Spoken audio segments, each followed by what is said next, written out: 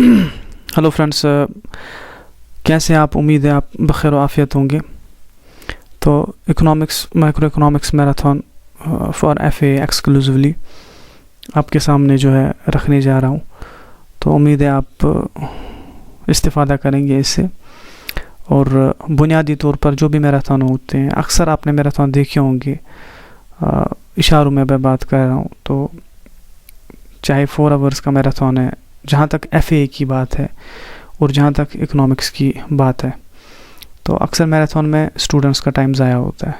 देखिए, जो भी मैराथन आप देखें जो है रेस्पेक्टिव एग्ज़ाम का, जो आपको एग्ज़ाम जिसके आप प्रिपेयर कर रहे हैं, आप ख़ुद अपने आप से पूछें, मैंने जो मैराथन देखा उस मैराथन को ख़त्म करने के बाद मैंने क्या सीखा? क्या मुझे ये फीलिंग आई कि मैंने बहुत सारे कॉन्सेप्ट्स को कवर करा? अगर ऐसा नहीं हुआ कि जैसे कॉपी पेस्ट जो हमें दिखता है, इट वाज जो है जैसा कॉपी पेस्ट, नथिंग एल्स, तो फिर आप अपना टाइम ज़ाया कर रहे हैं। स्टडी जेनेसिस आपके सामने इस अंदाज़ के साथ आ चुका है कि आप जो भी सेशन इस पे देंगे, चाहे वो मैराथन होगा, चाहे वो माइक्रो इकोनॉमिक सीरीज़ होगी, चाहे वो मैक्रो इकोनॉमिक सीरीज़ होगी, चाहे इंडियन इकोनॉमी होगी, जो भी हो, जो भी सेशन होगा, चाहे बड़ा होगा चाहे छोटा होगा, आपका टाइम जो है वैल्यूएबल रहेगा। जो भी एक मिनट आप इस चैनल पे देंगे, आप जो सुनेंगे, आप जो देखेंगे, आप ज़रूर जो है 90 प्लस जो है गेन करेंगे। आपके अंदर ये ज़रूर फीलिंग आएगी कि हमने कुछ सीखा। ये नहीं कि it was just a copy paste, जो हमें पता है, बुक्स पे लिखा है तो वही है ना। It should be marathon. और जो भी ईच मैराथन आने वाला है, पहले माइक्रो इकोनॉमिक्स एफए पे, उसके बाद एक एमसीक्यू सीरीज़ उस पे आएगी, and that will be exclusively FA oriented. और इसमें जो है जनरल इकोनॉमिक्स का सिलेबस हमारे पास है। ये कोई एडवांस्ड माइक्रो इकोनॉमिक थ्योरी नहीं है। और इसी कॉन्टेक्स्ट में और इसी लिमिट्स में मेरी बात रहेगी। मैं जो भी कंसेप्ट आपसे डिस्कस करूँगा वो जनरल इकोनॉमिक्स के अहाते में होगा, उसी की जो है पेरिफेरी में होगा, उसके बाहर में नहीं निकलूँगा। क्योंकि जितना एग्ज़ाम मांग रहा है हमें उतना पढ़ना है। कॉपी पेस्ट करना और अपनी चैनल को जो है कहना कि ये चैनल तूफ़ान है, वो नहीं है। आप अपना काम करें, आपका काम कहेगा कि आप कैसे हैं। आप ख़ुद को ये मत कहें कि मेरा चैनल ये है, मेरा चैनल वो है। तो एनालिटिक्स में अगर आप देखें, सबसे ज़्यादा जो मेहनत करनी पड़ती है वो एजुकेशन चैनल है, और सबसे कम जो है अर्निंग ऑप्शंस यूट्यूब पे रहते हैं एजुकेशन चैनल है। बहुत कम, क्योंकि देखने वाले बहुत कम है। अक्सर लोग जो है म्यूज़िक सुनते हैं, वीडियोस देखते हैं, मूवीज़ देखते हैं यूट्यूब पे, और टेक्निकल नाउ हाउ के वीडियो जो होते हैं वो होते हैं, और एजुकेशनल जो होते हैं वो बहुत कम है। तो लेट अस स्टार्ट। ये बुनियादी बात है आपके हवाले कर रहा था, क्योंकि टाइम वैल्यूएबल है। देखिए, टाइम गया वापस नहीं आएगा। पैसा गया, आपके 3000 खर्च हो गए, लेकिन ये वापस भी आएंगे। लेकिन टाइम है, वापस नहीं आएगा। आप 2 घंटे मेरे साथ बिताएं इस मैराथन में, 1 घंटा बिताएं, वो 1 घंटा जो है वो किसी काम का होना चाहिए। ये नहीं कि मैंने फालतू में अपना टाइम भी ज़ाया करा और आपकी जो वैल्यूएबल जो टाइम आपका है वो भी मैंने ज़ाया कर दिया। तो ऐसा करना जो है वो बहुत बड़ी गलती है। तो उम्मीद है इंशाल्लाह इसी जो है एग्रीमेंट के साथ और इसी वादे के साथ हम ये अपना जो है स्टडी जेनेसिस का सफ़र स्टार्ट करते हैं।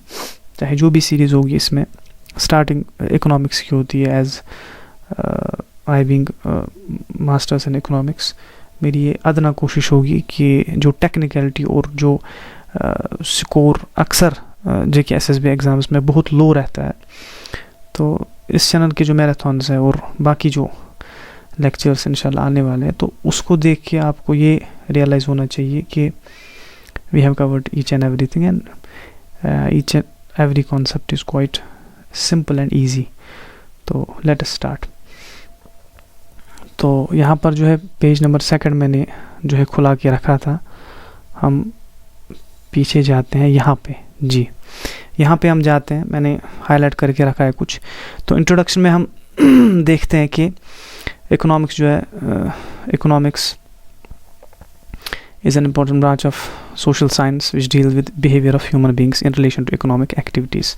तो यहाँ पे जो है समझने की ज़रूरत है कि ये क्या कह रहा है। देखें, इकोनॉमिक एक्टिविटीज़ जो है, इकोनॉमिक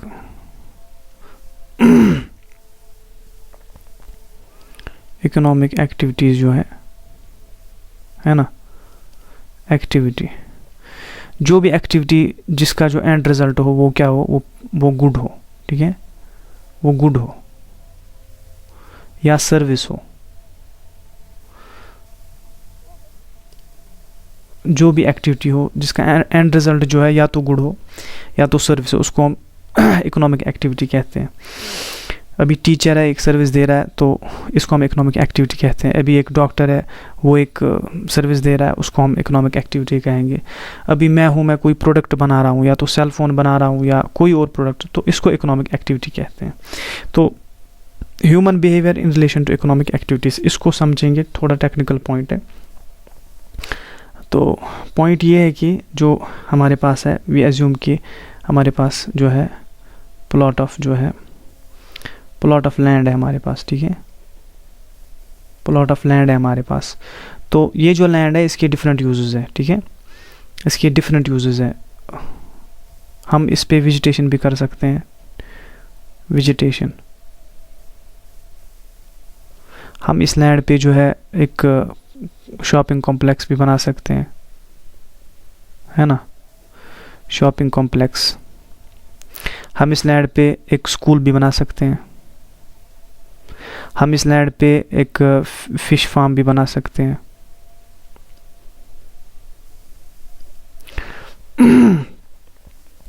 ये छोटे मोटे ऑप्शंस हैं जो हम इस लैंड पे कर सकते हैं। लेकिन हम क्या करेंगे?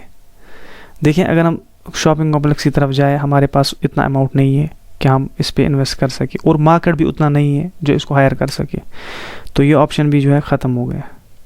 उसके बाद जो है स्कूल का ऑप्शन है। स्कूल का ऑप्शन जो है, हमारे पता है कि जो एरिया है वहाँ पे ऐसे स्टूडेंट्स नहीं है कि जो प्राइवेट इंस्टीट्यूशन है उसकी फ़ीस जो है वो अफोर्ड कर पाए। तो यहाँ पे और मसला आ गया कि स्कूल भी हम नहीं बना सकते, ये ऑप्शन भी नहीं है। उसके बाद जो है फ़िश फार्म, पानी है ही नहीं, चले डिमांड है फ़िश की लेकिन पानी नहीं है। पानी के लिए हमें जो है ट्यूबवेल भी खोदा लेकिन पानी नहीं निकला, तो ये ऑप्शन भी गया। ये इसके अल्टरनेटिव यूजेस है। इन सारे में जो है प्रोडक्ट हमारा निकलेगा, या तो सर्विस निकलेगी या प्रोडक्ट निकलेगा, ठीक है। स्कूल में हमारी सर्विस निकलेगी, वो भी इकोनॉमिक एक्टिविटी है। तो हम क्या करेंगे?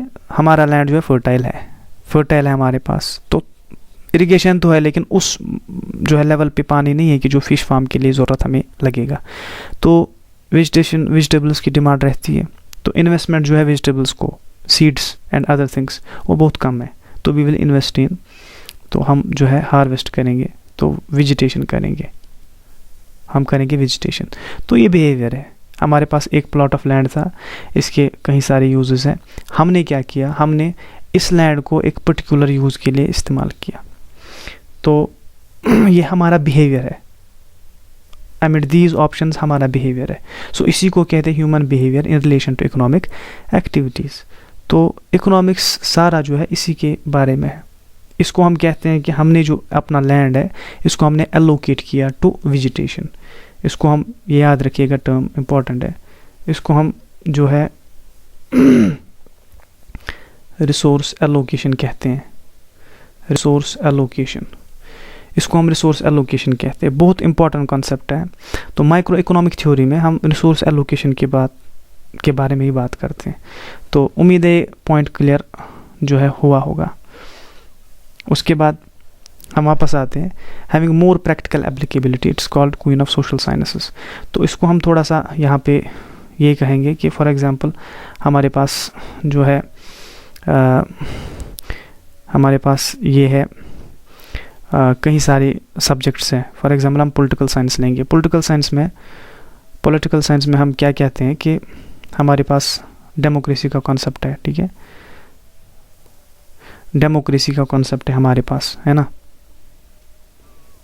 डेमोक्रेसी का कॉन्सेप्ट हमारे पास है। तो जो डेमोक्रेसी पॉलिटिकल साइंस में लिखी है वो हम प्रैक्टिकली नहीं देखते, कोई कितना भी दावा करे नहीं देखते वो डेमोक्रेसी। लेकिन इकोनॉमिक्स में क्या है, जो हम लॉज कहते हैं, प्राइस अगर इंक्रीज़ होगा क्वांटिटी डिमांड जो है वो डिक्रीज़ होगी। आप इसको कुछ नहीं कर सकते, ये होगा, सोशल साइंस है। इसी तरह से अगर मनी सप्लाई जो है इंक्रीज़ होगी तो इन्फ्लेशन होगी, है ना, इन्फ्लेशन होगी। तो मनी सप्लाई अगर इंक्रीज़ होगी तो उससे इन्फ्लेशन होगी। ये तो दूसरी बात है, अगर एग्रीगेट डिमांड जो है इंक्रीज़ होगी तो इन्फ्लेशन, एग्रीगेट सप्लाई अगर कॉमन सेम रहेगी, एग्रीगेट डिमांड इंक्रीज़ होगी तो इन्फ्लेशनरी प्रेशर जो है वो इकोनॉमी में होगी। तो कहने का मतलब ये है कि जो इकोनॉमिक्स के लॉज है, तो जो लॉ बता रहा है वो प्रैक्टिकली हो रहा है। तो सोशल साइंस से है, लेकिन जो इसके लॉज है उनकी प्रैक्टिकल एप्लीकेबिलिटी है। That's why amid all social sciences हम कहते हैं कि इकोनॉमिक्स जो है ये queen of all social sciences. Reason यही है कि it has practical applicability in comparison to other social sciences. ठीक है, उम्मीद है पॉइंट क्लियर होगा। उसके बाद बेसिक प्रीमाइज ऑफ इकोनॉमिक्स, ये जो है basic premise of economics, basic premise of economics है। तो प्रीमाइज क्या है? प्रीमाइज में हम ये कहते हैं कि इकोनॉमिक्स किसके बारे में है? It deals with unlimited human wants and limited means of satisfying this wants. ये दो पॉइंट्स जो है सारी इकोनॉमिक्स इसी के बारे में है। इसके बगैर आपको कोई चीज़ मिलेगी नहीं इकोनॉमिक्स में। आप कहते हैं इकोनॉमिक्स ये है वो है, कुछ नहीं है, बस दो ही पॉइंट्स हैं जिस पर जो है बात हो रही है इकोनॉमिक्स में, और जो भी बात हो रही है इन्हीं दो रीजंस की वजह से हो रही है। Unlimited wants, limited means of satisfying this wants. आपके पास टाइम है, आपके पास एग्ज़ाम एक देना है, ठीक है, तो अल्टरनेटिव्स डिफरेंट है। आप डिफरेंट चैनल्स को देख रहे हैं, आपके पास चॉइसेस है, फिर आपको देखना है कि आप कौन सी चैनल देखें। लेकिन रिसोर्स आपके पास जो है टाइम, इसके अल्टरनेट यूजेस है। तो यहाँ से आप चाहते हैं कि आप मैक्सिमाइज़ करें, लेकिन आपके पास उतने ऑप्शंस नहीं है कि आप उसको मैक्सिमाइज 5-10 चैनल या 20 चैनल्स आपके पास है जिनका आप यूज़ कर सकते हैं। फिर आप किसका यूज़ करें? तो इकोनॉमिक्स आपको वो चीज़ कहती है। इतने प्रोडक्ट्स आपके पास हैं तो आप कौन सा लें, क्योंकि जो सेलर है उसके पास भी लिमिटेड रिसोर्सेज, जो बायर है उसके पास भी लिमिटेड रिसोर्सेज, प्रोड्यूसर और कंज्यूमर दोनों की वांट्स जो है अनलिमिटेड है, लेकिन जो ये रिसोर्सेज यूज़ कर रहे हैं वो लिमिटेड है। तो एलोकेशन किस तरह से होगी? इकोनॉमिक्स इसी के बारे में। तो उसके बाद हम जो है चलते हैं आगे। ये तो हमारा बोर्ड है।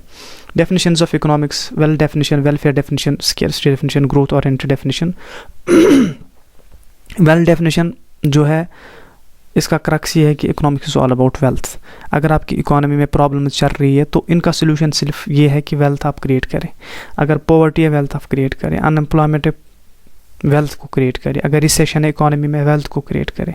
उसके बाद जो है वेलफेयर आया, उसने कहा नहीं वेल्थ का, आदमी वेल्थ बना रहा है लेकिन आदमी खुद ख़त्म हो रहा है, ये खुद कोई हैप्पीनेस नहीं देख रहा है, तो हमें आदमी जो है ह्यूमन बीइंग जो है उसको भी ख्याल रखना है, ये है किस लिए, अगर ये रिसोर्सेस आ रहे हैं ये किस लिए है।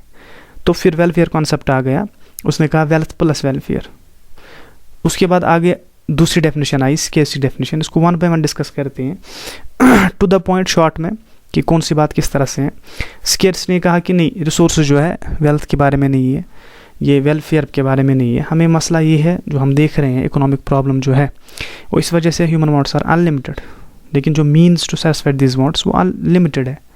आपके पास एक प्लॉट ऑफ लैंड है, इसके यूजेस जो है डिफरेंट है, लेकिन आप इसको जो है आप चाहते हैं कि मैं क्या क्या बनाऊँ इस पे, मैं वो भी इस पे बनाऊँ, ये भी बनाऊँ, लेकिन नहीं बना सकते क्योंकि ये प्लॉट ऑफ लैंड जो है लिमिटेड है। ये डेफिनेशन स्केर्सिटी डेफिनेशन है। उसके बाद ये तीनों डेफिनेशन जो है वेल्थ, वेलफेयर, स्केर्सिटी डेफिनेशन, इन्होंने ग्रोथ के बारे में कुछ नहीं कहा। देखें, इकोनॉमिक ग्रोथ यह है sustained increase in per capita output. अभी आप गुड्स को यूज़ कर रहे हैं, आप जो है फॉर एग्जांपल चावल खा रहे हैं, आप राइस खा रहे हैं, आप वीट खा रहे हैं, आप डिफरेंट गुड्स को यूज़ करते हैं। अगर आपने ये यूज़ किए लेकिन जो कमिंग जनरेशन है उनके लिए कुछ रहे ही नहीं, या इन अदर वर्ड्स इसमें सस्टेनेबिलिटी नहीं रहे इन गुड्स में, तो ये ग्रोथ नहीं है। इकोनॉमिक ग्रोथ कहते हैं सस्टेन्ड जो है increase in per capita output. अगर हमारी प्रोडक्शन हो रही है ये सस्टेन रहनी चाहिए, इसमें स्टेबिलिटी रहनी चाहिए, ये रुकनी नहीं चाहिए, सो दैट जो कमिंग जनरेशन है वो, ये तीनों डेफिनेशन इन्होंने ग्रोथ के बारे में कुछ कहा नहीं, इन्हें वेल्थ कहा, वेलफेयर कहा, स्केर्सिटी कहा, लेकिन ग्रोथ के बारे में कुछ कहा नहीं। तो हम वन बाय वन जो है इनको डिस्कस करते हैं।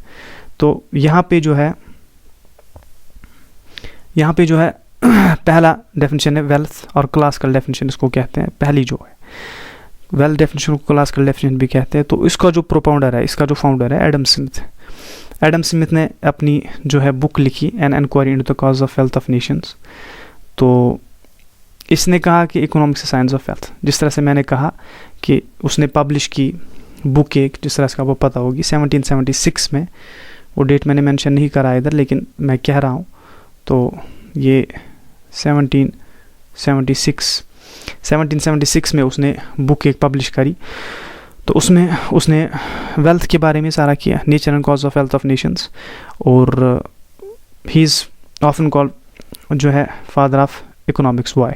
देखें, इससे पहले भी कई लोग थे जिन्होंने कहा कि इस तरह का साइंस है जिसको इकोनॉमिक्स कहता है, लेकिन Adam Smith was the first who systematically put forth, जिसने सामने रखा economics as a science systematically. That's why, उस वजह से एडम स्मिथ को जो है फादर ऑफ इकोनॉमिक्स कहा जाता है। उसके बाद मेरिट्स इस डेफिनेशन के क्या है, तो शॉर्ट में मैंने बहुत कोशिश की है, बहुत शॉर्ट में, इससे शॉर्ट मुमकिन नहीं हो सका मुझसे। हाईलाइट्स जो है मेरिट्स इसके कि highlights important problem of various economics, that's creation of wealth. तो इसने हाईलाइट की कि जो प्रॉब्लम्स है इकोनॉमी की, उनमें जो प्रॉब्लम है क्रिएशन ऑफ वेल्थ, इस पे ये कोई कॉन्सेप्ट था ही नहीं। तो एक इसने दी ना, आप क्रिएट वेल्थ करें, उससे जो इकोनॉमी आगे पॉजिटिव भी था ये, क्योंकि इससे स्टार्टिंग में प्रॉब्लम्स सॉल्व हुई बहुत सारी, लेकिन हम कैटेगोरिकली ये नहीं कह सकते कि it's a creation of wealth which is all about economics या विच इकोनॉमिक्स इज़ ऑल अबाउट, ऐसा नहीं है। तो लेकिन इसकी डेफिनेशन का ये प्लस पॉइंट था। दूसरा, जो focus on economics by considering poverty unemployment, इसने कहा कि पॉवर्टी अनएम्प्लॉयमेंट जो है इससे ख़त्म होगी, बहुत हद तक होगी, लेकिन वहाँ पे सवाल उठता है कि अगर ये वेल्थ है ये इक्वली डिस्ट्रीब्यूट होगी कि नहीं होगी, उसके बारे में तो बात नहीं हुई। तो लेकिन ये मुद्दा रहा कि अगर पॉवर्टी और अनएम्प्लॉयमेंट को ख़त्म करना है, आपको वेल्थ क्रिएट करनी होगी, उन्हीं से जो है ये ख़त्म होगी या डिक्रीज़ होगी। उसके बाद डिमेरिट्स जो है इसने कॉन्फाइन किया, ये लिमिटेड रही ये डेफिनेशन सिर्फ वेल्थ तक, वेलफेयर को इग्नोर किया।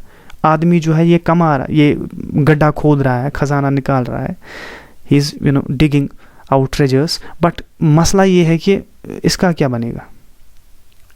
ये हैप्पीनेस ले रहा है, ये एंजॉय कर रहा है, ये रिक्रिएशन कर रहा है आउट ऑफ दीज रिसोर्सेज, तो ऐसा उसने कहा ही नहीं, उसके बारे में कुछ कहा ही नहीं, तो डिमेरिट था। तो उसके बाद जो है सारा फोकस जो है वेल्थ पे था, सारा फोकस है ना, सारा फोकस जो है वेल्थ पे, सारा फोकस वेल्थ पे। अनड्यू इम्पोर्टेंस, सॉरी इधर इम्पोर्टेंस लिखिएगा, इम्पोर्टेंट हुआ है, इम्पोर्टेंस जो है, तो आदमी को पूरा इसने इग्नोर कर दिया। ये bread and butter science, dismal science कहते हैं science of becoming, science of जो है बिकमिंग रिच। तो ये ब्रेड एंड बटर साइंस जो है बनने लगा, क्योंकि जब वेल्थ पे फोकस हुआ तो people started calling it bread and butter science and dismal science as well. तो एमसीक्यूज़ में आप देखेंगे आगे सीरीज़ में ये जो हमने सारा डिस्कस हुआ, इसके एमसीक्यूज़ किस तरह से आते हैं, कहीं एग्जाम्स में आए हैं, तो उनको हम डिस्कस करेंगे। उसके बाद वेलफेयर डेफिनेशन या न्यू क्लासिकल डेफिनेशन। तो जिस तरह से मैंने पहले भी कहा, वेलफेयर डेफिनेशन उन्होंने कहा कि नहीं, वेल्थ से काम नहीं चलेगा, हमें वेलफेयर लाना पड़ेगा, study of Mankind in the ordinary business of life. तो उसके बाद कंटिन्यू, दस on one side it's the study of wealth and on the other hand more important side a part of the study of man। ये part of study of man है, ये out of these resources satisfy हो रहा है कि नहीं हो रहा है। आज की डेट में आप रिफंड करते हैं अमेज़न पे, प्रोडक्ट पसंद नहीं आ रहा है, मुझे पसंद नहीं आया, ये क्या है? ये सेटिस्फाई है ना कि वेल्थ मैंने लाई, कोई चीज़ मैंने प्रोडक्ट लाया, लेकिन मैं सेटिस्फाई हूँ इस प्रोडक्ट से कि नहीं हूँ, तो वो मैटर करता है ना, दैट वेलफेयर मैटर्स। तो that matters a lot for us because हमारे लिए हमें एंजॉय करना है। उसके बाद डेफिनेशन जो है किसने दी? प्रोफेसर अल्फ्रेड मार्शल ने in his book principles of economics 1890 में, date to be noted and the propounder of this definition to be noted. ये दो चीज़ें इसमें इंपॉर्टेंट है। उसके बाद हमारा आता है as per him wealth is a mean. इसने कहा वेल्थ है लेकिन ये ज़रिया है, ये ज़रिया है। एडम स्मिथ ने कहा वेल्थ ही सारा है, एंड भी वही है, मीन भी वही है। इसने कहा नहीं, wealth is a mean, wealth is a mean. तो जो इसका एंड है वो क्या है, वो वेलफेयर है, वो वेलफेयर है। उसके बारे में ये चीज़ नहीं है कि हम ये कहें वो कहें। As per him wealth is a mean but welfare is an end, welfare end है। तो वो चीज़ें बहुत इम्पोर्टेंस रखती हैं इसमें, जो हमने अर्ज़ की इससे पहले भी। तो इसके मेरिट्स जो है वो ये है कि इसने स्कोप जो है इकोनॉमिक्स का वो बढ़ा दिया, क्योंकि इकोनॉमिक्स सिर्फ वेल्थ थी एडम स्मिथ तक, इसने कहा नहीं प्लस वेलफेयर कर दो। उसके बाद इकोनॉमिक्स जो है सोशल भी है, नॉर्मेटिव साइंस भी है। देखिए नॉर्मेटिव हम आगे डिस्कस करेंगे नॉर्मेटिव क्या होता है, लेकिन इसने कहा सोशल। जब आदमी था ही नहीं तो सोसाइटी को नहीं ला सकते, अब इसने आदमी को भी लाया, इसने कहा स्टडी ऑफ मैन, तो ये सोशल साइंस बन गया। और नॉर्मेटिव हम कहते हैं जहाँ पे वेलफेयर की बात होगी वहाँ पे हम कहते हैं कि साइंस जो है नॉर्मेटिव है।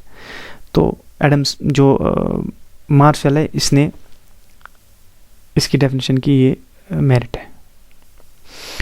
तो ह्यूमन एक्टिविटीज़ को मार्शल ने economic activity and non economic activity कही। इसने कहा कि जो भी एक्टिविटीज़ हम कहें वहाँ पर प्रोडक्ट्स बनते हैं, सेल फोन बनता है, पेन बनता है, पेंसिल बनता है, डस्टबिन बनता है, हम फैक्ट्री में बनाते हैं प्रोडक्ट्स, ये इकोनॉमिक एक्टिविटीज़ है।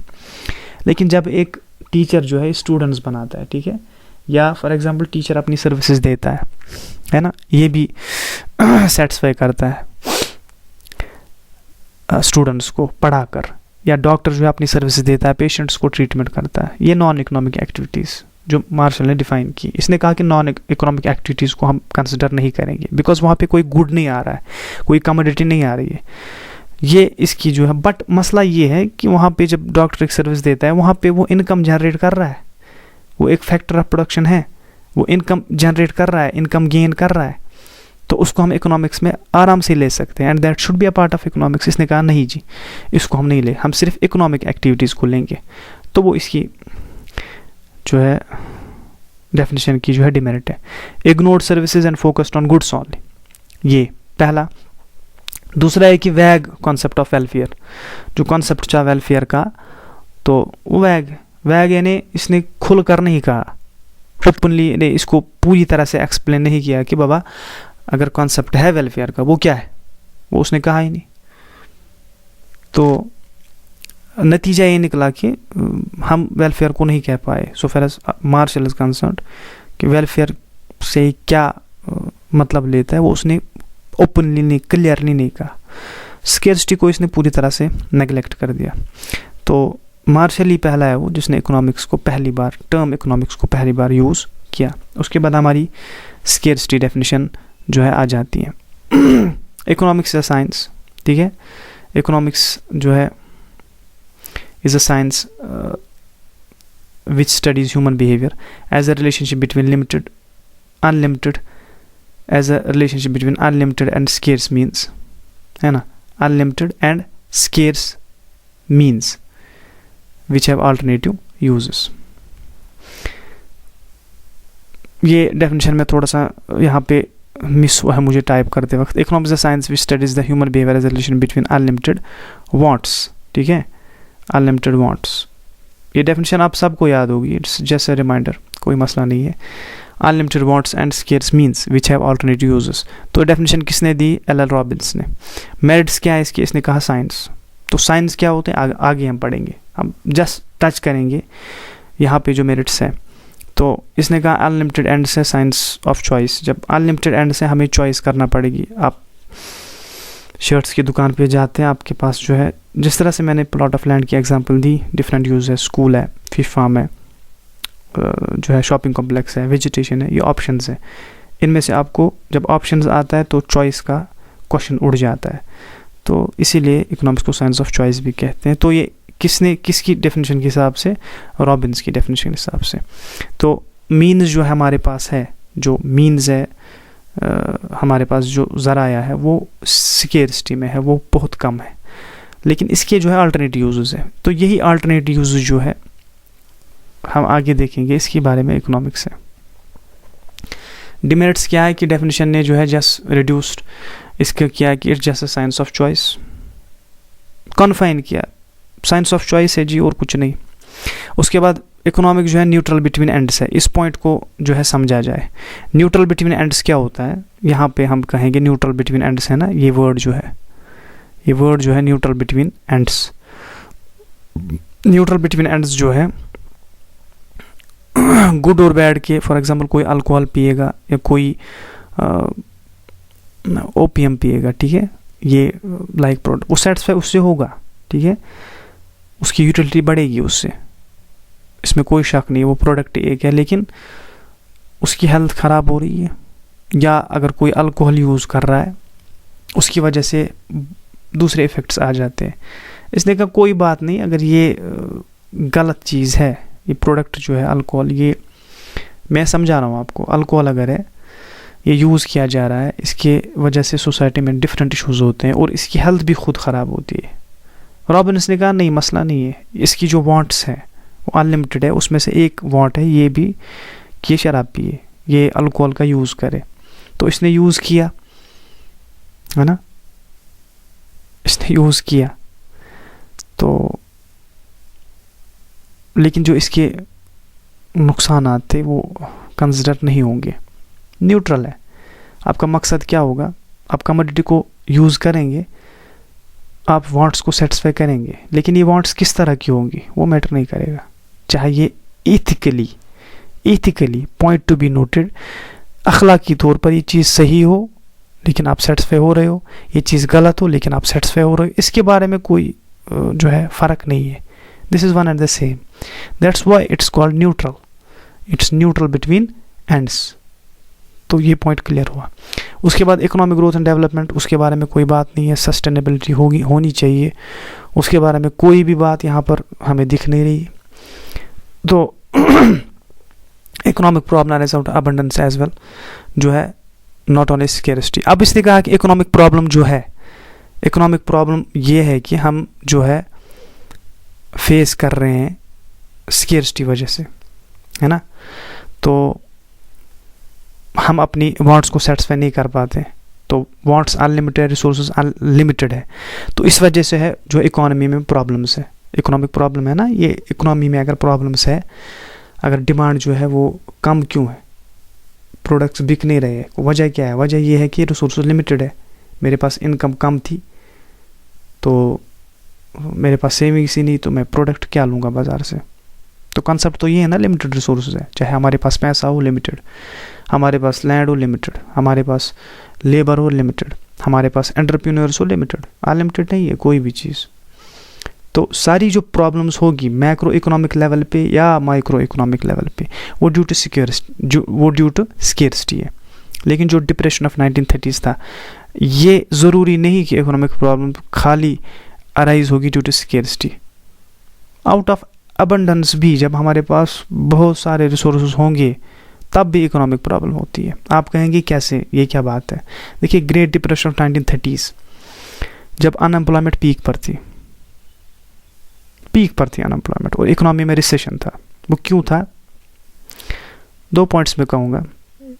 2 चीज़ें हैं हमारे पास, aggregate demand, aggregate supply. Aggregate demand C+I+G(x-m), aggregate supply C+I होता है या C+S हम कहते हैं। देखिए जो भी प्रोडक्ट्स बनाए हुए थे वो शेल्फ्स पे थे, जो भी शेल्व्स है दुकानदारों के शेल्व्स पे सजाए थे प्रोडक्ट्स, लेकिन उनको कोई ले नहीं रहा था, तो एग्रीगेट सप्लाई जो है प्रोडक्ट्स की बहुत ज़्यादा थी इकोनॉमी में। 1930s की बात कर रहा हूँ, क्योंकि क्लासिकल इकोनॉमिक्स का एक असम्पशन है कि इकोनॉमी खुद जो है ठीक हो जाएगी, गवर्नमेंट सेक्टर की कोई ज़रूरत नहीं है to intervene in the economy. तो 1930s में क्या हुआ, तब तक जो है इकोनॉमी में कोई भी दखल नहीं था गवर्नमेंट का, तो हुआ क्या, कोई माल बिक नहीं रहा था। बिक क्यों नहीं रहा था, क्योंकि एग्रीगेट डिमांड जो है वो बहुत डाउन थी, एग्रीगेट डिमांड ही नहीं थी। आप कहेंगे वो क्या होता है एग्रीगेट डिमांड, मसला ये है कि अभी जब आपने प्रोडक्ट बनाया, इस प्रोडक्ट जो है इसको कौन लेगा, जिसके पास पैसा होगा। अब जिसके पास नहीं होगा तो वो नहीं लेगा ना। मसला ये है कि हमारे पास जो इक्वेशन थी वो C+I थी, ये प्राइवेट सेक्टर था खाली, G इसमें नहीं था। जो भी पैसा था वो किनके पास था? जो प्राइवेट फर्म्स में काम करते थे। अब प्राइवेट फर्म्स में जो काम करते थे वो सारे कौन थे? वो सारे वही थे जो प्राइवेट सेक्टर के ही थे, जो प्राइवेट फर्म्स में काम कर रहे थे। दूसरे सेक्टर का कोई आदमी वहाँ पे मार्केट में था नहीं जो इनको बाय कर सके। तो नतीजा था कि there were number of goods available in the market, लेकिन इनको लेने वाला कोई नहीं था। तो abundance of goods was there, एक बहुत बड़ी जो है अबंडेंस थी, क्वांटिटी थी गुड्स की मार्केट में, लेकिन लेने वाला कोई नहीं था। तो फिर क्या कहा? कीन्स आया, उसने कहा नहीं जी, ये क्लासिकल अजम्पशन जो है बिल्कुल गलत है, हमें एडी को पुश करना पड़ेगा, C+I जो है इसको +G करना पड़ेगा। उसने गवर्नमेंट सेक्टर लाया। गवर्नमेंट सेक्टर एक अलग सेक्टर है। जब उनको तनख्वाह दी गई और जो टैक्स लिया गया, किन से लिया गया? टैक्स को रिड्यूस किया गया, टैक्सेशन भी जो है स्टार्ट की गई, लेकिन dig the wells and fill them, आप जो है खोदो इन जो है वेल्स को और उनको भरो, और ये जो मजदूर ये काम करेंगे उनको पैसे दो। ये प्राइवेट सेक्टर नहीं है ना, ये गवर्नमेंट सेक्टर है। उनके हाथ में पैसा आया, उस पैसे से जो है उन्होंने वो प्रोडक्ट लिया मार्केट में। एक अलग कंज्यूमर आया जो बिल्कुल एक अलग सेक्टर से था, जिसको हम गवर्नमेंट सेक्टर कहते हैं। तो इस तरह से जो है डिमांड क्रिएट हुई इकोनॉमी में। आहिस्ता आहिस्ता जो है डिमांड बढ़ने लगी, एडी बढ़ने लगी। जो सी था वो नहीं बढ़ रहा था ना, कंजप्शन आई था एक तरह से, लेकिन जो डिमांड थी वो थी नहीं, कंजप्शन थी नहीं। तो कंजप्शन बढ़ गई, एडी बढ़ गई। जब एडी बढ़ गई तो हमारा सोल्यूशन हो गया। तो वही है कि great depression 1930 arose due to abundance not scarcity. वो स्केर्सिटी वजह से नहीं हुआ था, वो अबंडेंस की वजह से हुआ था। एग्रीगेट सप्लाई बहुत ज़्यादा थी। तो उम्मीद है ये पॉइंट आपको क्लियर, थोड़ा टेक्निकल पॉइंट था, इसको डिस्कस करना इस लेवल पे थोड़ा सा चैलेंजेबल रहता है। उसके बाद ये पॉइंट है कि जो है even of scarcity definition is considered to be the best possible definition for economics. Why? तो ऐसा क्यों है? अभी widely accepted जो definition है वो यही है, scarcity definition। तो इसका रीज़न क्या है? रीज़न इसका ये है कि ये जो definition है ये फैक्ट्स पे बेस्ड है। जो फैक्ट जो आप प्रैक्टिकली देख रहे हैं, हमारे रिसोर्सेज अनलिमिटेड है, हमारे रिसोर्सेज लिमिटेड है और हमारी वांट्स जो है लिमिटेड है। ठीक है, ये प्रैक्टिकली आप देख रहे हैं, it's a fact, it is undeniable. आप इसको डिनाई नहीं कर सकते कि ऐसा नहीं है, ऐसा है। तो यही वजह है कि इसको जो है best possible definition of economics कहा गया। ठीक है, उसके बाद हमारा लास्ट डेफिनेशन ग्रोथ और डेफिनेशन किसने दी? सैमुअलसन ने कहा कि economics study of how man and society choose the use of money to employ scarce productive resources. तो रॉबिन का भी टच आया, which could have alternative uses. तो रॉबिन का टच आ रहा है इसमें, uses to produce various commodities and distributes them. तो उनको डिस्ट्रीब्यूट कर रहा है, तो for consumption now and in the future and groups of society. तो एक तो अभी कर रहा है नाउ, दूसरा कर रहा है फ्यूचर में। ठीक है, यहाँ कर रहा है नाउ में। तो इसका मतलब कि सस्टेन्ड इंक्रीज इन आउटपुट पर हेड। तो ये जो आउटपुट बढ़ता है ये आज के लिए नहीं बढ़ता है, but for the future generation as well. तो ये डेफिनेशन है, इसमें सारी चीज़ें आ गई मिक्सचर, लेकिन ग्रोथ भी आ गई जो उन डेफिनेशन में नहीं थी। मेरिट्स, इसके मेन पॉइंट्स क्या है इस डेफिनेशन के? तो इसका जो एज सच कोई क्रिटिसिज्म आता नहीं है, क्योंकि ये बी वाइडली एक्सेप्टेड है। लेकिन जो स्केर्सिटी का है मसला, that's fact, based on fact. Main points mix of wealth, welfare and scarcity definition. तो ये मिक्सचर है किसका? Wealth, welfare and scarcity definition का, और इंक्लूड इसने की इकोनॉमिक ग्रोथ एंड डेवलपमेंट को भी। तो ये डेफिनेशन स्टैंडर्ड बन जाती है। लेकिन जो स्केर्सिटी का कॉन्सेप्ट पहले रॉबिन्स ने, वो किसी ने दिया नहीं था, जिस तरह से हमने देखा। दैट्स व्हाई उसकी डेफिनेशन जो है वो वाइडली एक्सेप्ट हुई। उम्मीद है आपको ये समझ आया होगा। उसके बाद हमारा जो है मेथडोलॉजी ऑफ इकोनॉमिक्स है कि इकोनॉमिक लॉज जो है और इकोनॉमिक्स में जो डिफरेंट थ्योरीज हैं वो किस तरह से जो है काम करती हैं, हम थ्योरीज को किस तरह से फॉर्मुलेट करते हैं, मेथड्स क्या है। प्रोसीजर क्या है, लॉ ऑफ डिमांड है हमारे पास, थ्योरी ऑफ मार्जिनल प्रोडक्टिविटी है, marginal productivity theory of distribution for example, कई सारी थियरीज हैं। ये थियरी जो है किस तरह से फॉर्मुलेट होती है, फिर किस तरह से वैलिडेट होती है, ये प्रोसीजर जो है उसको मेथोडोलॉजी कहते हैं, मेथोडोलॉजी ऑफ इकोनॉमिक्स। तो हमें ये देखना है कि जो थ्योरीज हमारे पास है इकोनॉमिक्स में और जो लॉज है ये किस तरह से काम करते हैं, उसी को मेथोडोलॉजी कहते हैं। तो सब्जेक्ट ऑफ मैटर जो है पूरा इकोनॉमिक्स, ये दो में हम डिवाइड करते हैं, micro economics and macro economics. ये आपको पता है।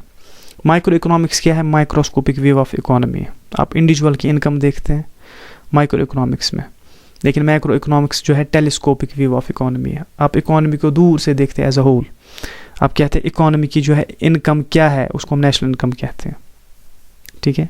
आप आउटपुट एक फर्म का देखते हैं, कहाँ पे, माइक्रो इकोनॉमिक्स में एक फर्म का आउटपुट देखते हैं, इसने साल में कितना प्रोड्यूस किया।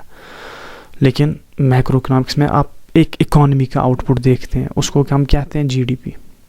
बात समझ आ रही है। आप प्राइसेस देखते हैं किस तरह से डिटरमाइन होते हैं इंडिविजुअल प्रोडक्ट्स के इन the economy, price of MI phones, price of Apple phones, price of Android phones, किस तरह से इनका मार्केट जो है क्या है, उनमें जो प्राइस फ्लक्चुएशंस है क्या है, जो रिचार्जेस हमारे पास है, सर्विसेज हमारे पास है, टेलीकॉम जियो की है, एयरटेल की है, एयरसेल की है, BSNL की है, इनकी जो प्राइस डिटर्मिनेशन है आपस में as they work in oligopoly, तो ये जो है किस तरह से डिटरमाइन होती है। लेकिन मैक्रो इकोनॉमिक्स में हम देखते हैं price level in the economy as a whole, price level क्या है, 6% है। इन्फ्लेशन रेट क्या है, price level in the economy as a whole क्या है, एवरेज निकाल कर individual prices divide by the summation करके, तो उसको जो है हम मैक्रो इकोनॉमिक्स में देखते हैं। तो माइक्रो इकोनॉमिक्स जो है उसको हम प्राइस थ्योरी भी कहते हैं। क्यों कहते हैं, क्योंकि जो भी थ्योरीज हमारे पास है जो वो सारी जो है किस पे बात करती है, डिटर्मिनेशन ऑफ प्राइसेस। आपके पास लेबर है, इनको आपको वेज देनी है या इनको मजदूरी देनी है ना, तो जो ये करेंगे तो ये रेट जो है किस तरह से डिटरमाइन होगी, इनको 500 देने हैं, इनको 400 देने हैं, तो किस तरह से डिटरमाइन होगी। तो माइक्रो इकोनॉमिक्स इसी के बारे में, जो फैक्टर प्राइजेस है, चाहे लैंड है, लेबर है, कैपिटल है, एंटरप्रेन्योरशिप, इनके जो प्राइजेस है वो डिटरमाइन किस तरह से होंगे, with the help of forces of demand and supply, demand for labour, supply of labour. यहाँ पे जो है डिमांड ऑफ लेबर जो है क्या है और सप्लाई ऑफ लेबर क्या है, ये दो फोर्सेस जो है डिटरमाइन करेंगे वेज रेट क्या होगी, ठीक है। किसी गुड की जो सर्विस है, फॉर एग्जांपल हम वेजिटेबल्स लेंगे, हाक हमारा है, साग जिसको कहते हैं, इसकी जो डिमांड है और इसकी जो सप्लाई है, तो उसमें मिसमैच है, डिमांड इसकी ज़्यादा है, बढ़ती जा रही है दिन ब दिन, लेकिन सप्लाई उतनी नहीं है, तो नतीजा ये हुआ इसकी प्राइस इंक्रीज हुई। तो माइक्रो इकोनॉमिक्स सारी जो है about price determination of factors of production है, तो इसीलिए इसको प्राइस थ्योरी कहते हैं, ठीक है। तो इसीलिए इसी तरह से मैक्रो इकोनॉमिक्स है उसको इनकम थ्योरी कहते हैं, ठीक है, क्योंकि वो इनकम के बारे में है, एक नेशनल इनकम किस तरह से बढ़े इकोनॉमी की, किस तरह से डिटरमाइन हो कि नेशनल इनकम जो होती है NNP एट FC जिसको हम कहते हैं, वो डिटरमाइन किस तरह से होती है, कौन से फैक्टर्स किस तरह से होती है, मैक्रो इकोनॉमिक्स इसके बारे में है। तो इसीलिए मैक्रो इकोनॉमिक्स को इनकम थ्योरी कहा जाता है। उसके बाद नेचर ऑफ इकोनॉमिक्स, हर किसी सब्जेक्ट का अपना अपना नेचर होता है। हम देखेंगे इकोनॉमिक्स का नेचर क्या है। इकोनॉमिक्स इज अ साइंस, पहला हमें देखना है, जब भी हम नेचर देखते हैं सब्जेक्ट हम देखते हैं साइंस है, आर्ट है कि क्या है, या दोनों है। Economics is a science, why, science में हम कॉज एंड इफेक्ट देखते हैं, जो भी बॉडी ऑफ नॉलेज होगी जिसमें कॉज और इफेक्ट होगा उसको हम साइंस कहते हैं। इकोनॉमिक्स साइंस है, क्यों, इसमें कॉज और इफेक्ट है, कॉज और इफेक्ट इसमें है, तो वो क्या है। फॉर एग्जांपल हम इसको समझते हैं थोड़ा सा, प्राइस जो है ना, प्राइस और price of A commodity for example X और quantity demanded of commodity X, इनके बीच में जो इनवर्स रिलेशनशिप है, ठीक है, क्वांटिटी डिमांडेड जो है वो इनवर्सली वेरी होती है प्राइस की। कॉज क्या है, इंक्रीज हुआ प्राइस में, तो क्वांटिटी डिमांड क्या हो, डिक्रीज हुई, क्वांटिटी डिमांड डिक्रीज हुई। अब बात समझ रहे हैं। अब प्राइस डिक्रीज हुआ, क्वांटिटी डिमांड इंक्रीज हुई, तो कॉज एंड इफेक्ट रिलेशनशिप है ना, तो इसीलिए इकोनॉमिक साइंस है, क्योंकि इसके लॉज जो है वहाँ पे कॉज एंड इफेक्ट है। तो एक बात, तो इस तरह से प्रिडिक्टेबल बन जाता है। जब हम देखते हैं कि प्राइस इंक्रीज होगा, फर्म को पता है अगर मेरे प्रोडक्ट का प्राइस इंक्रीज हुआ, मेरी जो है सेल जो है वो गिर जाएगी। तो in case of law of demand, तो जब कॉज एंड इफेक्ट रिलेशनशिप होगा, एक सिस्टमैटिक प्रोसेस होगा, तब हम प्रिडिक्ट कर सकते हैं आराम से कि ये चीज़ होने वाली है। Economics and art boy, art जो है, आर्ट क्या होता है? Art is practical applicability of knowledge. जब आपके पास कोई नॉलेज है उसको आप अप्लाई कर देते हैं, ठीक है, प्रैक्टिकल में, तो उसको हम आर्ट कहते हैं। फॉर एग्जांपल पॉवर्टी है, तो ये हम इकोनॉमिक्स में डिस्कस करते हैं, लेकिन सोल्यूशन क्या है? To decrease to lessen to lessen poverty. क्या मेथड्स हमारे पास हैं? तो इकोनॉमिक्स में ये भी मेथड्स है, पॉवर्टी को किस तरह से रिड्यूस किया जाए थ्रू डिफरेंट स्कीम्स, और जो इनकम इनइक्वालिटीज़ हैं उनको किस तरह से रिड्यूस किया जाए, है ना। ये प्रैक्टिकल एप्लीकेबिलिटी भी है इकोनॉमिक्स में, तो इकोनॉमिक्स आर्ट भी है। दूसरी चीज़, economics both and art and science, तो इकोनॉमिक्स दोनों है, आर्ट भी है, साइंस भी है, कॉज एंड इफेक्ट भी देता है, और ये एप्लीकेबिलिटी है, प्रैक्टिकल एप्लीकेबिलिटी नॉलेज रखता है। उसके बाद economics is both positive science as a normative science. तो पॉजिटिव साइंस क्या होता है ये हम समझेंगे। पॉजिटिव साइंस जो है only situation and facts, law of demand. For example जो है हमारे पास हम लेंगे पॉजिटिव जो है ना, पॉजिटिव इकोनॉमिक्स, है ना। पॉजिटिव इकोनॉमिक्स क्या होती है? व्हाट इज, या हम कह सकते हैं कि फैक्ट आपके पास क्या है, जो है वही है, उसमें आप नहीं कह सकते क्या होना चाहिए। जो आप कहते हैं कि व्हाट इज जो है, इसको पॉजिटिव कहते हैं। जो भी स्टेटमेंट्स जिनमें ये नेचर होता है कि व्हाट इज, वहाँ आप ये नहीं कह सकते कि ये होना चाहिए। जो फैक्ट है, जो सिचुएशन है आपके सामने, वो उसको हम पॉजिटिव कहते हैं, पॉजिटिव इकोनॉमिक्स, या पॉजिटिव स्टेटमेंट हम कहते हैं। जो भी स्टेटमेंट होगा जहाँ पे कॉन्क्रीटनेस होगी, कोई एब्स्ट्रैक्ट नहीं होगा, कि कोई वैल्यू जजमेंट नहीं होगा। आप नहीं कह सकते कि ये होना चाहिए का ऑप्शन वहाँ पे नहीं होता है, वहाँ पे सिर्फ होता है कि क्या है। तो इस तरह की जो भी स्टेटमेंट्स हैं उनको हम पॉजिटिव स्टेटमेंट्स कहते हैं। उसके बाद दूसरा आता है हमारा नॉर्मेटिव, है ना। नॉर्मेटिव सेंस जो है, ये जो है वेलफेयर में आता है। वेलफेयर, गवर्नमेंट को चाहिए कि फार्मर्स की जो है मिनिमम सपोर्ट प्राइस को बढ़ाए, क्योंकि फार्मर्स की इनकम जो है डिक्रीज हो रही है। अब मिनिमम सपोर्ट प्राइस जो है, फॉर एग्जांपल वो गिवन है समथिंग, लेकिन उनको चाहिए कि इसको बढ़ाए, ठीक है। तो यहाँ पे हमने कहा व्हाट ऑट टू बी, यहाँ पे हमने सिचुएशन को बदलना चाहा, वहाँ पे हमने सिचुएशन को एक्सेप्ट किया पॉजिटिव इकोनॉमिक्स में। तो यूजुअली जो हम इकोनॉमिक्स पढ़ रहे हैं पॉजिटिव है, ये सारी पॉजिटिव है, इसमें कोई भी जो है नॉर्मेटिव नहीं है। तो law of demand, price decrease हुआ, क्वांटिटी डिमांड इंक्रीज हुई। प्राइस इंक्रीज हुआ, आपने कहा इंक्रीज हो गया ड्यू टू मार्केट फोर्सेस, आप कहते हैं कि नहीं इसको डाउन आना चाहिए, नहीं कह सकते, ये आपके हाथ में नहीं है, जो सिचुएशन है वही है। तो ये पॉजिटिव साइंस है। उसके बाद नॉर्म फिजिक्स आपके पास है, उसके लॉज, वो क्या है? पॉजिटिव। आप फिजिक्स में ये कह सकते हैं ग्रेविटी जो है इसको डिक्रीज होना चाहिए, जो वेलोसिटी है या जो मास है एक बॉडी का, वो जो है काइनेटिक एनर्जी है वो डिक्रीज होनी चाहिए। मास कांस्टेंट है उसका, या बाकी जो फैक्टर्स है वो कांस्टेंट है, आप कहते हैं नहीं इसकी जो एनर्जी है वो डिक्रीज होनी चाहिए। आप होनी चाहिए, इससे कहने क्या होगा, जो है तो वही है ना, उसको आप चेंज नहीं कर सकते, ये पॉजिटिव है। तो यहाँ पे दूसरा नॉर्मेटिव साइंस है, वैल्यू जजमेंट, होना चाहिए government should increase minimum support price so that income of farmers does not fall. तो बात समझ रहे हैं, ये है। तो उसके बाद जो है मेथड्स में हमारे दो आते हैं, डिडक्टिव मेथड और दूसरा आता है इंडक्टिव मेथड। डिडक्टिव मेथड में क्या है कि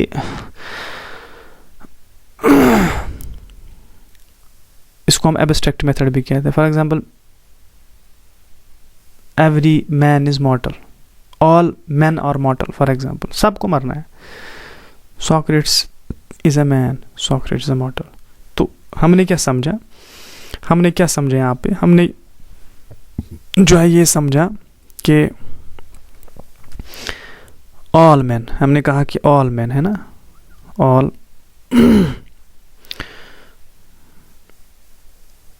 मैन और मॉर्टल है ना। फिर हमने कहा कि जो है सॉक्रेट्स इज ए मैन। फिर सॉक्रेट्स भी क्या है, सॉक्रेट्स इज मॉर्टल। तो ये डिड्यूस हुआ। तो हमने क्या समझा इस मेथड से, समझा ये कि ऑल क्या होता है, जनरल। तो जनरल जो है, जनरल से हम कहाँ की तरफ आए, पर्टिकुलर से। पर्टिकुलर कौन था, सॉक्रेट्स। वो मेथड जहां पर हम जनरल से पर्टिकुलर की तरफ आते हैं उसको डिडक्शन कहते हैं। ऑल मैन और रैशनल, ठीक है, सारे रैशनल है, सबके पास अक्ल है, फहम है। एवरी रैशनल थिंक्स, समझा रहा हूं कि due to a given increase in the price, quantity demanded is going to be decreased, because we won't accept, given the rationality of everyone, we won't accept increase in the price, we will decrease the quantity in general for normal goods. So I am a consumer, I am a rational, I'll act like same, जिस तरह से law of demand है। उम्मीद है आपको समझ आ रही होगी मेरी बात, मैं क्या कह रहा हूँ। इसको एब्स्ट्रैक्ट मेथड भी कहते हैं। क्यों एब्स्ट्रैक्ट, एब्स्ट्रैक्ट यानी ख्याली। आपने कहा कि ऑल मैन आर मॉर्टल, आपने कोई डेटा नहीं कलेक्ट करा ना, आप आप दिमाग में इसको सोच रहे हो, एक ख्याली दुनिया में आप ये बना रहे हो अजम्पशन। ये लॉजिकल है लेकिन ख्याली। तो है क्या, general to particular. General assumption is made that man is rational, thus he would buy cheap and sell dear। महंगा भेजेगा लेकिन लेगा सस्ता। ये क्यों है, अजम्पशन है, everyone is rational। तो मैं भी रैशनल हूँ, तो I act like the same. तो होता क्या है, जनरल टू पर्टिकुलर। इसमें आपको कोई जो है, हम देखेंगे इसके मेरिट्स। पहला, डेटा कलेक्शन। आपने कौन सा डेटा लिया, अपने अजम्पशन की हर आदमी जो है रैशनल है। आपने कहा कि ऑल मैन आर मॉर्टल, कौन सा डेटा आपने लिया, कोई नहीं, नो डेटा रिक्वायरमेंट, आपने कोई सर्वे नहीं की। Enables economics to derive theories using mathematical tools. ये हम आगे देखेंगे कि for example y equal a plus B X अगर इट होल्ड्स फॉर ऑल, है ना। y हम प्रोडक्ट लेंगे, फिर a जो है कॉन्स्टेंट लेंगे, b जो है स्लोप लेंगे, x जो है ये इसको इंडिपेंडेंट वेरिएबल लेंगे, इट होल्ड्स फॉर ऑल। ये हम अजम्पशन करते हैं। तो ये डिडक्शन यूज़ होती है मैथमेटिकली भी। उसके बाद हमारा जो है इंडक्टिव मेथड आता है। इंडक्टिव मेथड जो है हमारा पर्टिकुलर टू जनरल है, हमारा पर्टिकुलर टू जनरल है। हम क्या, ये उसका उल्टा है। तो ऑल्सो कॉल्ड एम्पिरिकल मेथड। क्यों, इसमें हमें प्रैक्टिकली डेटा कलेक्ट करना पड़ता है। फ्रॉम पर्टिकुलर टू जनरल होता है, उसी मेथड को उल्टा समझे, वही आपका इंडक्टिव बनेगा। एज इनकम इंक्रीजेज, सेविंग्स जो है इंक्रीज होती है। तो मेरिट्स इसकी क्या है, it leads to measurable conclusions. तो आप क्वान्टिफाई कर पाते हो क्योंकि आपके पास डेटा है। डिडक्शन में आपके पास कोई डेटा नहीं है, आप क्वान्टिफाई नहीं कर पाओगे। इस तरह से इकोनॉमिक्स जो है involves integration of the two methods. अब मसला ये है कि इकोनॉमिक्स में क्या होता है, क्या इकोनॉमिक्स इंडक्टिव मेथड यूज़ करती है, क्या इकोनॉमिक्स डिडक्टिव मेथड यूज़ करती है? नहीं, इकोनॉमिक्स बोथ करता है। पहले डिडक्शन करता है, उसके बाद कहता है कि लॉ ऑफ डिमांड जो इस तरह क्या कहता है, जो रैशनैलिटी है वो हर किसी आदमी, every man is rational, every consumer is rational, every producer is rational, so he will act like this.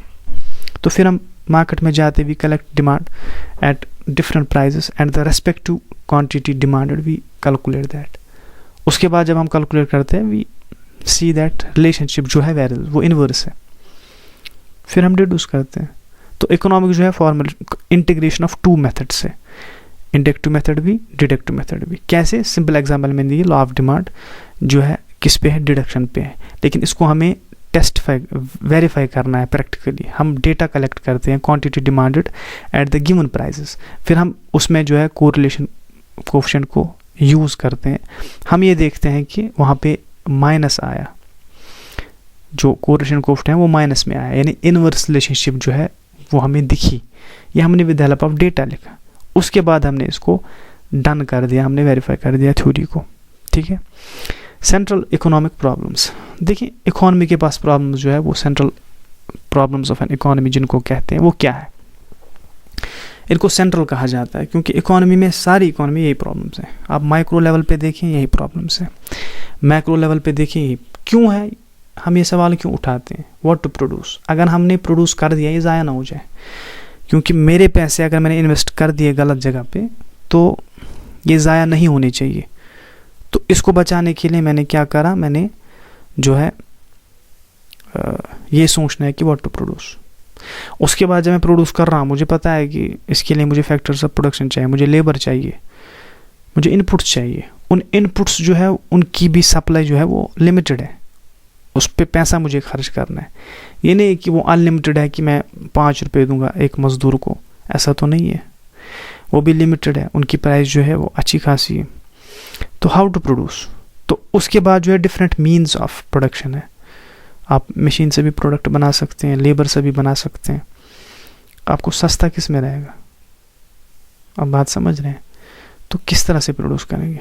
उसके बाद फॉर होम टू प्रोड्यूस, अगर मैं बना रहा हूँ इसकी डिमांड होगी मार्केट में, मैं किस लिए बना रहा हूँ। अब अगर सारा अनलिमिटेड होता ये सवाल ही नहीं उठते। अब ज़रा सा सोचें, पानी की तरह आपने पानी के जो है वाटर के बारे में कभी सोचा, सो फर एज कश्मीर इज़ कंसर्न, कि हम पानी को से यहाँ पे डिस्टिल्ड वाटर से गाड़ियाँ धोई जाती हैं। खूब क्यों, सप्लाई बहुत ज़्यादा है बाई नेचर, लेकिन कुछ एरियाज आपको मिलेंगे वहाँ पे ऐसा नहीं होगा। तो व्हाट टू प्रोड्यूस, हम क्या प्रोड्यूस करें, क्योंकि हमारे रिसोर्स लिमिटेड है, ज़ाया हो जाएंगे, हम उनको वापस नहीं ला सकते, हमारा नुकसान होगा। तो पानी का आप इस्तेमाल करें, आप उसको यूज़ करें, कितना करना है कोई लिमिट नहीं है। वहाँ पर आप नहीं कहेंगे हम कितना पानी जो है वो यूज़ करें, तो किस तरह से यूज़ करें, है ना, ये सवाल नहीं आएंगे, मुमकिन ही नहीं। जहाँ पर फ्री गुड्स का सवाल है, अनलिमिटेड गुड्स का सवाल है, तो इनफिनाइट रिसोर्स का सवाल है, वहाँ पे ये सारे क्वेश्चन जो है वो उठ ही नहीं सकते। ये सिर्फ in the world of scarcity उठते हैं। फॉर होम टू प्रोड्यूस, ये कौन डिमांड कर देगा। What provisions to be made for economic growth, हाँ इन्होंने यूज़ किया, क्या मैं इसको सस्टेन कर पाऊँगा, ये जो प्रोडक्शन है, ठीक है, इसको मैं सस्टेन कर पाऊँगा, तो वो देखना ज़रूरी है। उसके बाद प्रोडक्शन पॉसिबिलिटी कर्व, जिसको ट्रांसफॉर्मेशन कर्व भी कहते हैं, and central problems of an economy. तो प्रोडक्शन पॉसिबिलिटी कर्व है, डिफरेंट पॉसिबिलिटी जो होती है इकोनॉमी में। फॉर एग्जांपल अपॉर्चुनिटी कॉस्ट है, cost of best foregone alternative. देखें आपके पास वैरी होता है, टाइम है, अभी आप पीजी स्टूडेंट हैं, आप प्राइवेट स्कूल भी जा सकते हैं, आप एक जियो कंपनी में भी जॉब कर सकते हैं, लेकिन आप एसएसबी में जा रहे हैं, आप एसएसबी के लिए प्रिपेयर कर रहे हैं या किसी और एग्ज़ाम के लिए प्रिपेयर कर रहे हैं। इसी तरह से टाइम हमारा लिमिटेड रिसोर्स है। अपॉर्चुनिटी कॉस्ट जो है फॉरगॉन अल्टरनेटिव, आप स्कूल आए लेकिन स्कूल जाने से आपने क्या सैक्रिफाइस कर दिया। आपने ये सैक्रिफाइस कर दिया कि आप कुछ कमा सकते थे, आप कोई लेक्चर दे सकते थे, आपका एक वर्कशॉप था जहाँ पे आपको पेमेंट की जाती वर्थ 20,000, तो लेकिन आप वहाँ पर नहीं गए, आप जो है स्कूल गए या आप यूनिवर्सिटी गए, फॉर एग्जांपल यूनिवर्सिटी गए, आपने वहाँ पे लेक्चर नहीं दिया, आपने डिनाई किया, तो आपने ये 20,000 खो दिया, आपका अपॉर्चुनिटी कॉस्ट ज़्यादा है, ठीक है। इसी तरह लैंड के डिफरेंट यूजेस हैं, तो अपॉर्चुनिटी कॉस्ट कहते हैं कि हम सैक्रिफाइस क्या करते हैं, जो डिफरेंट चॉइसेस हैं, जो डिफरेंट अल्टरनेटिव्स हैं हमारे पास, हम टाइम में क्या क्या कर सकते हैं, लेकिन हमें वो काम करना है जिससे हमारा नुकसान कम हो, हमारा नुकसान कम हो। मैं एसएसबी में अपना टाइम दे रहा हूँ, मुमकिन है अगर मैं इससे कम टाइम किसी और चीज़ में दूँ, वहाँ पर मेरी रेवेन्यू बढ़ जाए, तो मेरा अपॉर्चुनिटी कॉस्ट ज़्यादा है, मैं प्रॉब्लम कर रहा हूँ। ये नेक्स्ट बेस्ट अल्टरनेटिव होना चाहिए एज पर डेफिनेशन। तो हम एज्यूम करेंगे इकोनॉमी में खाली 2 गुड्स है, चॉकलेट्स और बिस्किट्स। चॉकलेट्स जो है वो और बिस्किट्स, ये 2 कमोडिटीज हमारे पास है। अब स्क्रीन की तरफ ध्यान बढ़ाएं, डिफरेंट कॉम्बिनेशंस है चॉकलेट्स और बिस्किट्स की जो हम प्रोड्यूस करते हैं in the economy as a whole. एक ये है कि हम कोई भी चॉकलेट नहीं बनाएंगे, हम सारे बनाएंगे बिस्किट्स, और हम यूज़ क्या करेंगे, हम लैंड और लेबर को यूज़ करेंगे। टेक्नोलॉजी को भी हम यूज़ करते हैं, यहाँ पे। तो टॉपिक जो है इंट्रोडक्शन में आता है opportunity cost versus central problems of an economy. तो किस तरह से ये हमें एक आइडिया देता है, तो वो आप समझने की कोशिश करें। यहाँ पे जो है डिफरेंट कॉम्बिनेशन है A B C D E F, ठीक है।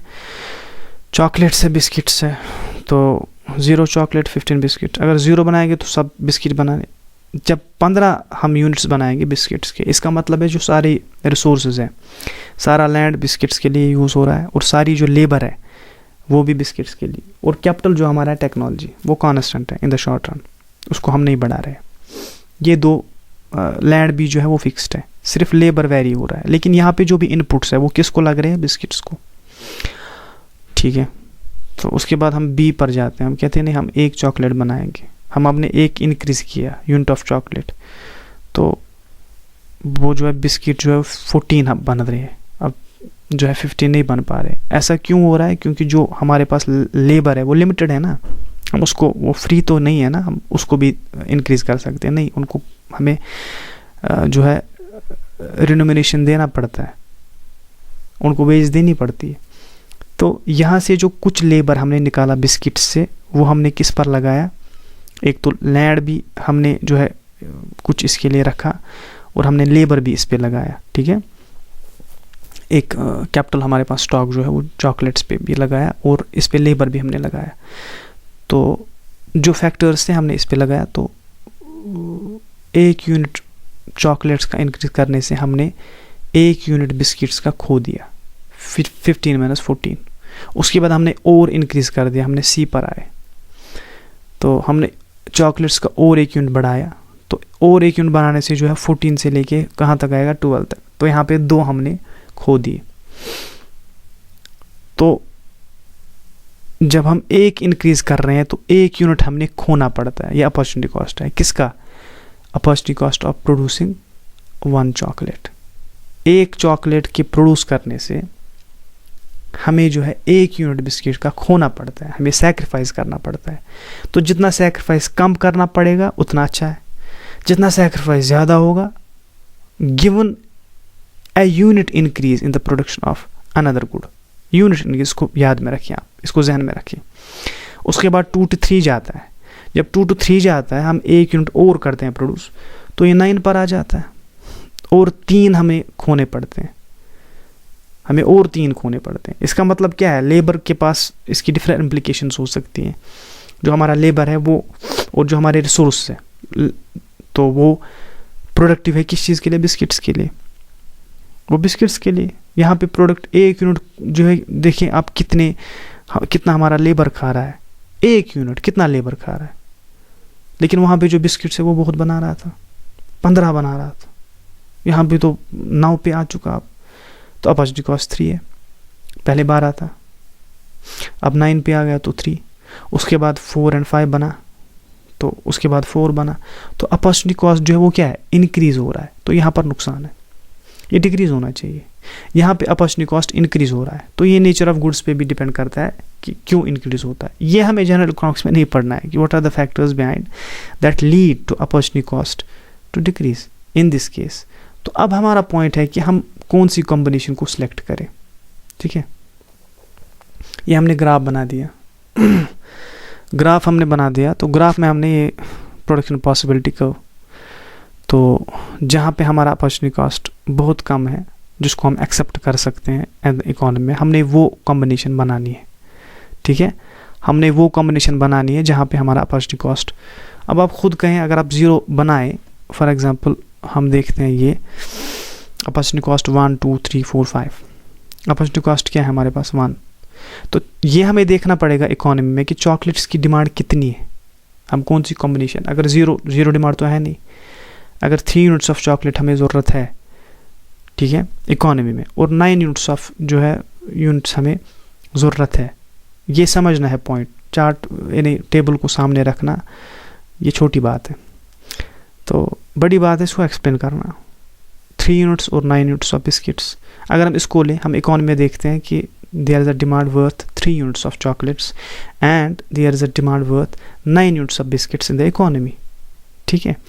या इन द मार्केट जो हमारा है, ठीक है, जो भी है इन द मार्केट।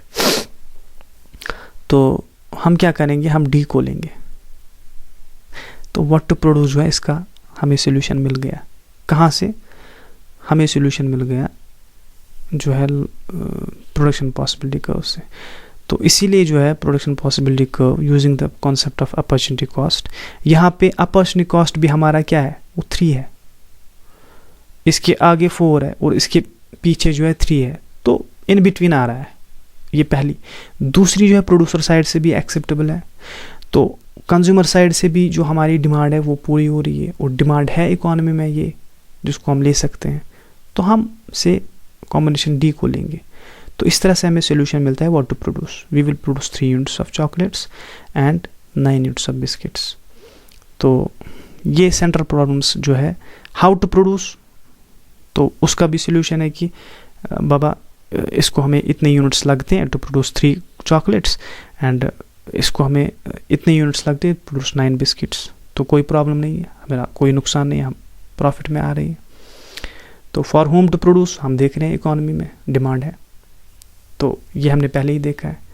तो इस तरह से हम जब देखते हैं कि व्हाट प्रोविजंस, हम ये भी देखते हैं कि जब हम ये कॉम्बिनेशन लेंगे इस तरह से, तो प्रोडक्शन जो है दोनों प्रोडक्ट्स की, चॉकलेट्स की भी बिस्किट्स भी, वो सस्टेन रहेगी, उसमें कोई मसला नहीं रहेगा, ठीक है।